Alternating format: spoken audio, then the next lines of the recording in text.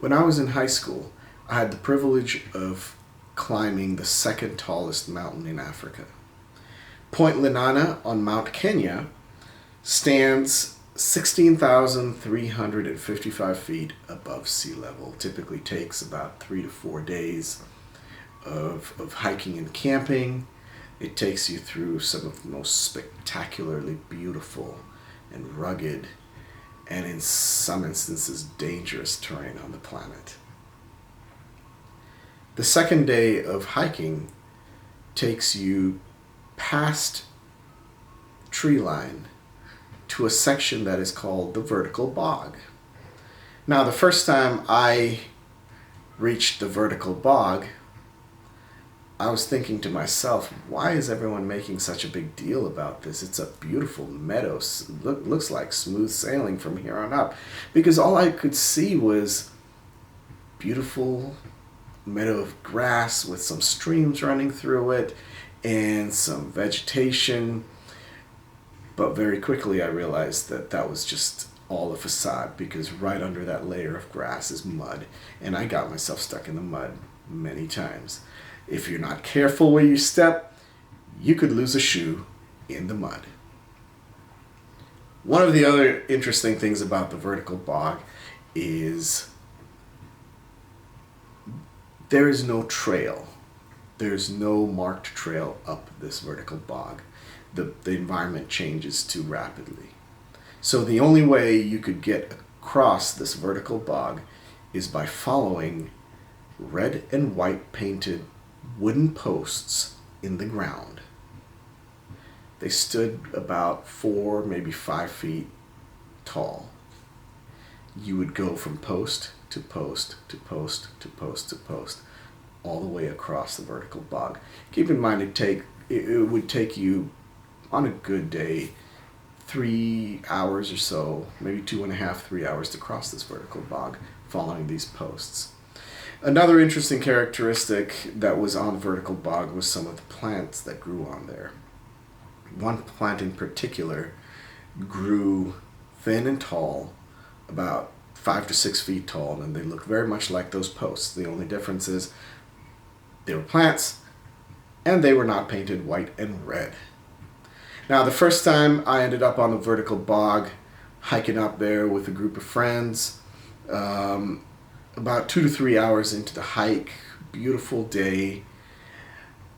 As we gained in altitude, several of my friends started lagging behind, and I found myself all alone trying to cross the vertical bog. And as I kept pushing forward, the weather changed, the fog rolled in, and soon enough, I could not see or find where the next post is. I remember one of the first times I found one of those posts in the fog, found it, got to it, stood by it, and looked in all directions to find the next post, headed up the mountain. A little bit of a clearing in the fog, I saw the next post. I kept it in my sights. I would not let that spot out of my sight as I walked towards that spot. I made it to the next post, and for the next couple of hours, I made it from post to post to post, not daring to leave one post so far behind that I couldn't see it, without being able to see and focus on the next post in front of me. I remember taking several little ill-advised detours because I ended up following not the post, but one of those trees that look like a post. Fortunately, I was able to identify that, make my way back to the last known post, and find the real post and make it across the vertical bog. It was a wet, muddy, and in some instances scary couple of hours, but I made it to the top of the mountain. It was an absolutely gorgeous hike.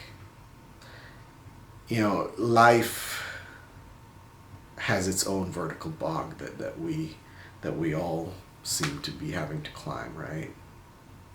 And I don't know what your life is like. Maybe it's all sunny and you're just skipping through it.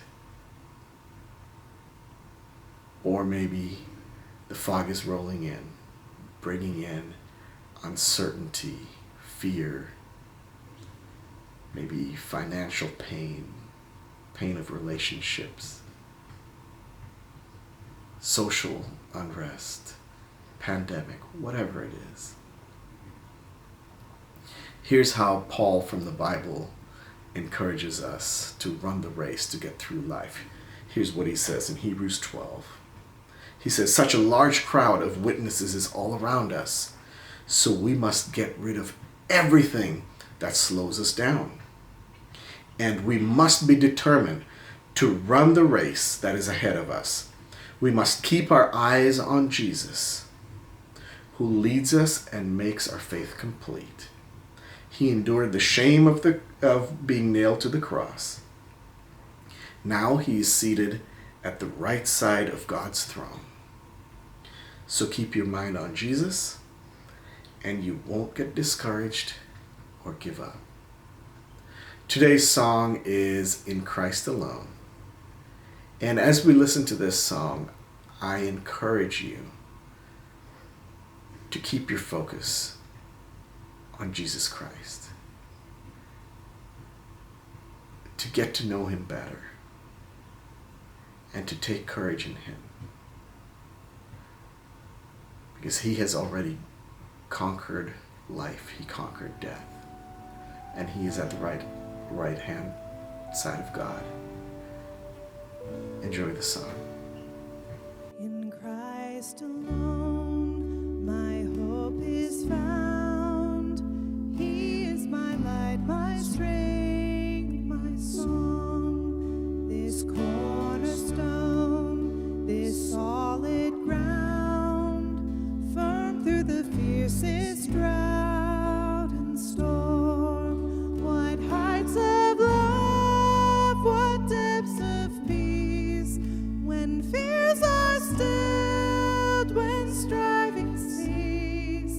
My comforter, my all in all, here in the love of Christ I stand.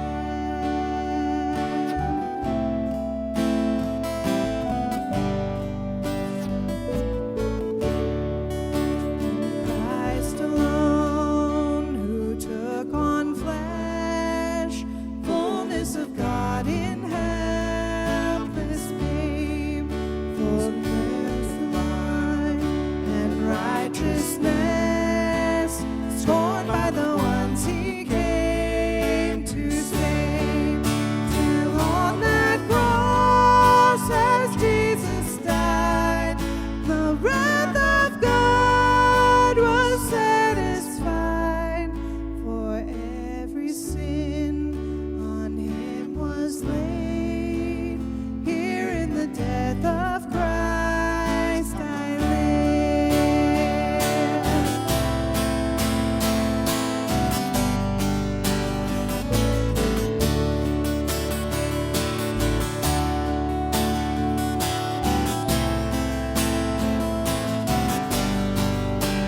Let's sing.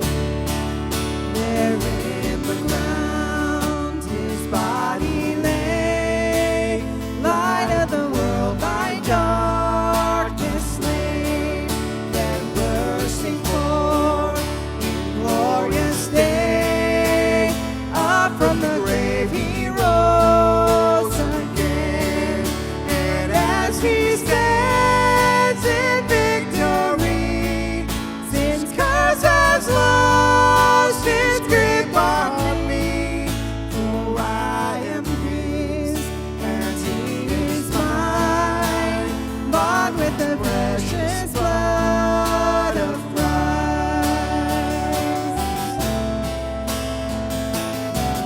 Let's sing No Guilt in Life.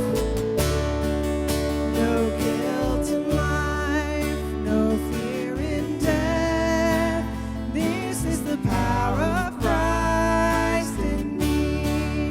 From life's first cry to final breath, this is advanced by destiny.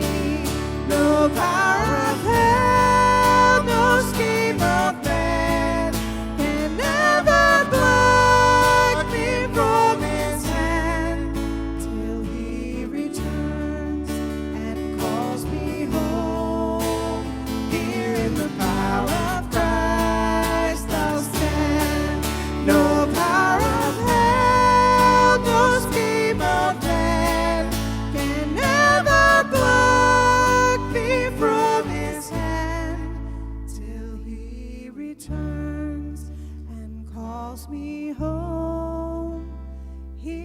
the power